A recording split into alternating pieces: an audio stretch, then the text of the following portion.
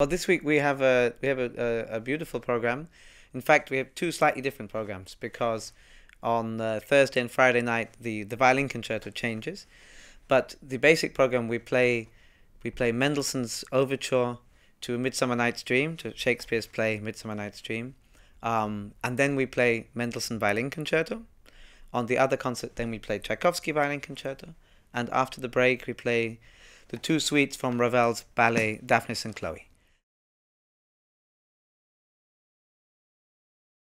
The Mendelssohn Midsummer Night's Dream is a piece of exquisite delicacy. There's this wonderful, wonderful opening with wind chords and then this shimmering string writing, and you can barely hear what's going on. But he gives us the sadness, the nostalgia of the play, and also the humor. And there's a wonderful place where we hear the music of the man with the donkey's head, and you hear the donkey making his noises through the orchestra. So there's a lot of sensitivity and also raucous humor in there. These two violin concertos are two of the most well-known, most loved pieces in the violin repertoire. We have with us a young Australian Taiwanese violinist called Chen, who is a fantastic, incredible talent, a wonderfully enthusiastic, warm, generous guy. And I think the minute you hear him play, you're amazed by his virtuosity and his sensitivity, but also this infectious enthusiasm he has. I think the orchestra were immediately taken by him this morning. They're two slightly different pieces, both of them very, very exciting, very, very difficult for the violin, full of fantastic challenges. Mendelssohn is at times like a lullaby, at times like a real virtuoso dance.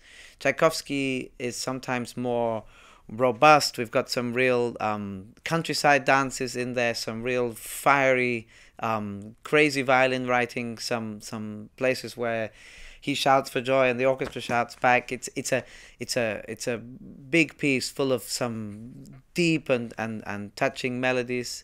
Mendelssohn is a slightly different character of music, maybe slightly more internalized, slightly more kind of brooding and thoughtful, but then it ends with this joyful last movement. And Dafnis and Chloe, that's again these two suites, both of which start from nothing, start in this mystical world. It's music that's like, I don't know, it's like looking at a Monet painting. It's like going to a perfume shop rather than to a concert. You know, some of the music, there's almost nothing there, just the smell of something. The most beautiful, sensual music. That the second suite begins with a depiction of the sunrise. And my old German teacher at school loved this piece, and he used to talk about the piece of music where the sun doesn't come up in a bright way, but it just slowly spills over the landscape, and that's exactly what happens. There are no edges, you don't know when anything happens, it all just kind of happens mysteriously before you. And both of the suites end with fantastic dances. The first suite, it's a little bit more robust and rude, and the dance at the end of the second suite is just pure wild abandon and ecstasy. So it's a great program to listen to.